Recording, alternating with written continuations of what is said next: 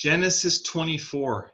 If you've read it before you've watched this, which is, I actually always would encourage you to read before you listen to this, but if it works better for you the opposite way around, whatever helps you the most, that's fine. This chapter is just long and boring. I think our struggle is because it seems slow moving and repetitive, but that's purposeful. See, the point of this narrative is showing the link of the promise from Abraham to the next generation, Isaac. And the concern of Abraham is to help that transfer along, not just to Isaac, but to the next generation. Because there's no way Isaac by himself is going to fulfill or be the fulfillment of the promises God has made to Abraham. And so Abraham is, I got to find Isaac a wife who's not from the local people, because the Canaanites, we've already seen enough of some of their morality or immorality and their lack of loyalty, or at least what they're loyal to is not shaped towards or by Yahweh, the God of Abraham. And so Abraham sends his servant with a mission. Go back to my people from the country I left and find a wife for my son.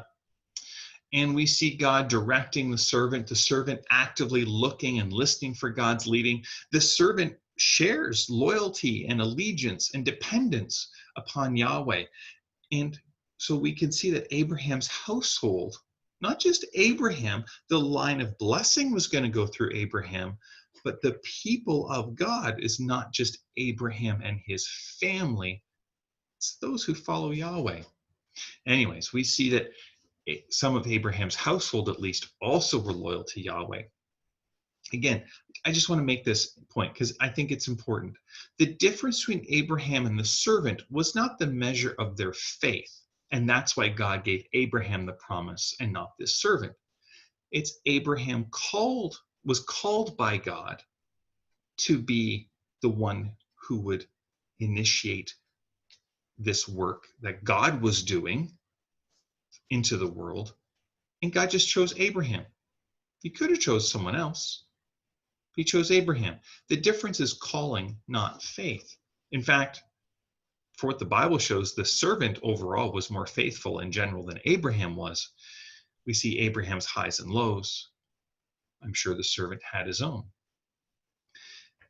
We also see the relatives of Abraham when the servant gets there, knowing about the Lord. They're using a name for God. And so maybe, again, it should just revise our picture of Abraham being the only faithful and only righteous person. Now, he was the person called by God only to a particular task, blessing, and calling. We need to remember the main character of the Bible, the main character of this part of Genesis, isn't Abraham or the servant. The main character of the Bible is God. What is he doing should be our first question, not Abraham, the servant, or David, or whomever, wherever we're reading. In an individual's life, good or bad, they reflect the nature of God and what God is looking to do. At the end of the long series of events, a wife is found of Isaac. And to our sensibilities, the best part maybe is he loved her. He loved this woman who was brought to him, a complete stranger. Arranged marriages certainly are not our cultural norm. And it's something that we may look down on. But we value different things in establishing a relationship in our culture versus ancient culture that Abraham was a part of. Regardless, we need to remember that love is a choice, not an emotion, at least not as a foundation for a covenant relationship. We can choose the direction of our heart. We don't have to allow emotions to have the place of rulership in our lives. Isaac didn't. He chose to love Rebekah. Thought for today. The servant, he prayed for guidance to help him fulfill his task. Where do you need guidance today? Ask God. He's looking to give it. May the Lord bless you and keep you.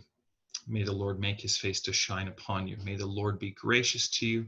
And today, would you know his peace? God bless.